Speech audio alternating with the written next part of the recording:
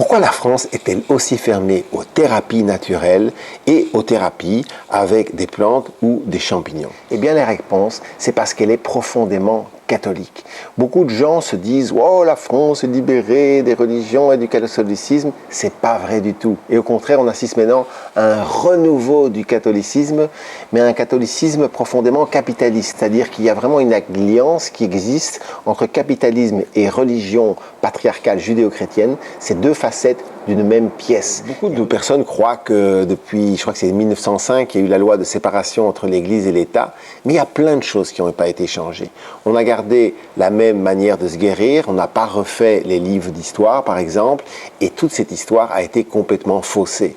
Et cette histoire, effectivement, ne nous parle pas du vrai christianisme qui était on pourrait dire polythéiste féminin sacré, prôné par Marie-Madeleine et Jésus. Et dans ce christianisme, si vous voulez, la nature est vraiment une amie, une alliée. C'est vraiment une émanation du divin. Et donc on se soigne, on se guérit avec la nature. Mais cette culture était aussi une culture qu'on pourrait dire socialiste avant l'âge, c'est-à-dire qu'il voulait un monde où toute la culture était, si vous voulez, dirigée par la gnose, c'est-à-dire que la recherche intérieure.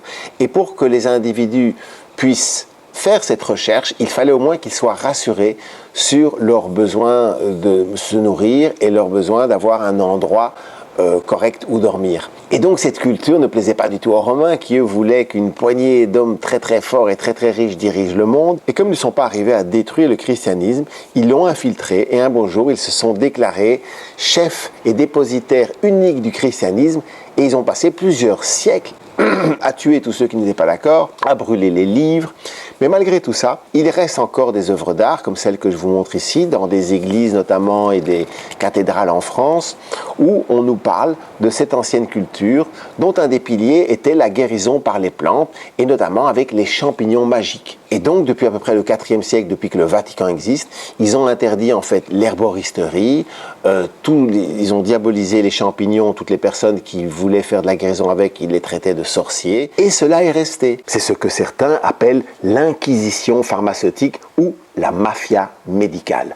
En effet, pour les cultures issues des religions patriarcales, la nature est considérée comme sauvage, non civilisée, dangereuse, voire diabolique.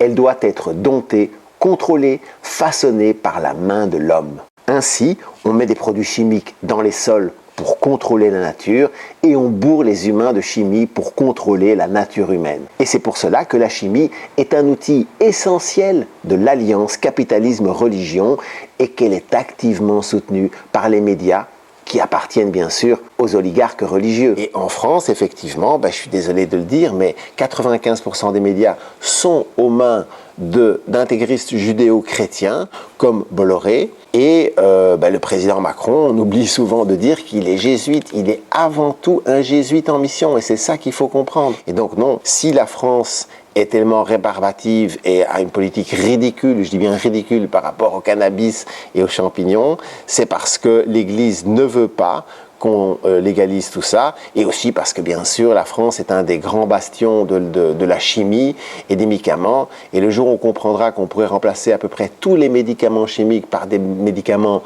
naturels issus de plantes ou des champignons, eh bien les firmes pharmaceutiques n'auront plus raison d'être. Et d'ailleurs je pourrais vous donner d'autres exemples. Si la France a été un des derniers pays à donner le vote aux femmes, c'est à cause du pouvoir de l'Église catholique. Même chose pour la peine de mort, même chose pour l'avortement. On n'arrête pas de souligner que l'extrême droite est anti-immigration, mais on oublie de préciser qu'ils sont avant tout des capitalistes et des religieux encore plus intégristes que ceux de la droite traditionnelle. Je dis capitaliste intégriste, car par exemple, si l'extrême droite est aussi anti-écolo, c'est uniquement car les contraintes écologiques réduisent les marges bénéficiaires des grosses sociétés transnationales. Quant à sa dimension intégriste religieuse, la majorité ne semble pas réaliser que si l'extrême droite prend vraiment le pouvoir en Europe, cela pourra entraîner l'interdiction de l'avortement, une régression dans la libération de la femme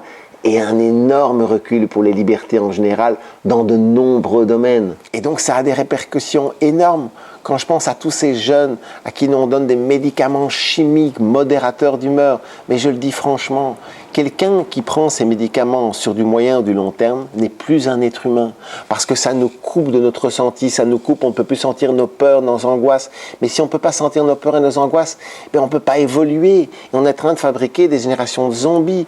Même chose dans les universités, où il paraît que maintenant, depuis plusieurs décennies, mais l'immense majorité des étudiants sont obligés de se shooter aux amphétamines.